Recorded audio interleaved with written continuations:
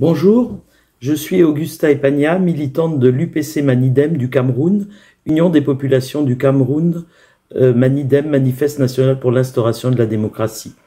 Donc militante de très longue date et également militante panafricaine et très attentive à l'actualité africaine. Et bien évidemment ayant suivi l'actualité au Burkina Faso toutes ces dernières années, et ayant été vraiment très intéressé par toute l'expérience qu'a menée Thomas Sankara, et c'est vraiment c'est la preuve, s'il en était besoin, que nous pouvons réaliser en très peu de temps des choses extraordinaires sur notre continent lorsque nous en avons effectivement, lorsque politiquement nous le décidons, lorsque nous en avons donc la volonté politique. Et donc je voulais dire quelques mots à propos de la lettre de pardon de Blaise Compaoré. Alors tout d'abord dire que cette lettre paraît totalement tombe comme un peu comme un cheveu dans la soupe.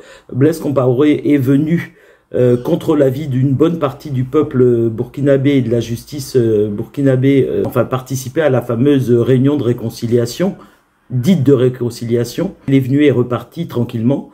Et étant retourné donc dans son pays d'accueil, qui est d'ailleurs désormais son pays puisqu'il en a pris la nationalité, la Côte d'Ivoire, une délégation revient et lit une lettre plus de 15 jours après qu'il soit passé au Burkina. Donc c'est déjà, en termes de timing, on ne comprend pas très bien le sens de cette manière de faire. Sur le fond, d'abord, ça signifierait un déni de justice. Il a fallu plus de 40 ans pour qu'il y ait enfin un procès digne de ce nom, qui a duré 6 mois et à l'issue duquel, effectivement, il y a eu cette condamnation à perpétuité.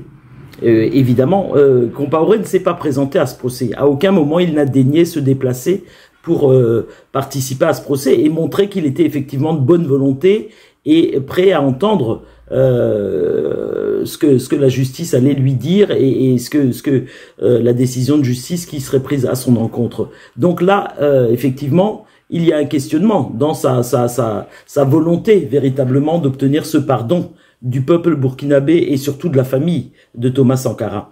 C'est un premier déni de justice si cette lettre était acceptée en tant que telle. C'est un déni de justice à l'égard de l'État, parce que là aussi c'est un affaiblissement de l'État. Ça veut dire que l'État peut se déployer et mettre en œuvre des choses, mais on laisse aller et venir quelqu'un qui est considéré comme un criminel.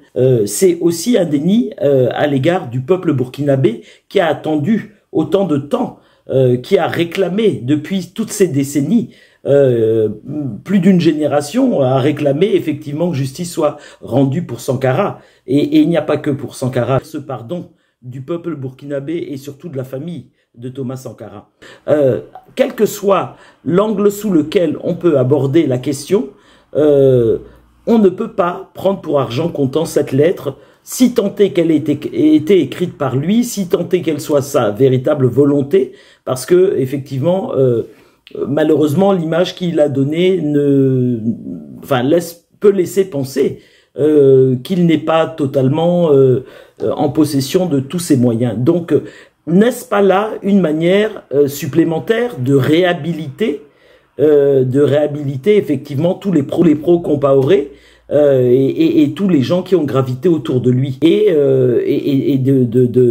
de faire comme si le peuple burkinabé ne s'était pas soulevé à un moment donné contre ce pouvoir-là pour le bouter hors du pouvoir. Et il faut que dans nos pays africains, et à commencer par le Burkina puisqu'il s'agit de lui, on puisse enfin avoir une véritable justice à la hauteur des enjeux, des situations que nous vivons, un véritable appareil judiciaire qui rend la justice et qui peut faire appliquer cette justice-là et les décisions de justice. C'est extrêmement important dans la construction de nos États, dans la construction de nos pays, et c'est extrêmement important dans la confiance que nos peuples peuvent accorder à l'État et à l'appareil judiciaire. Je vous remercie de votre attention et à une prochaine fois peut-être.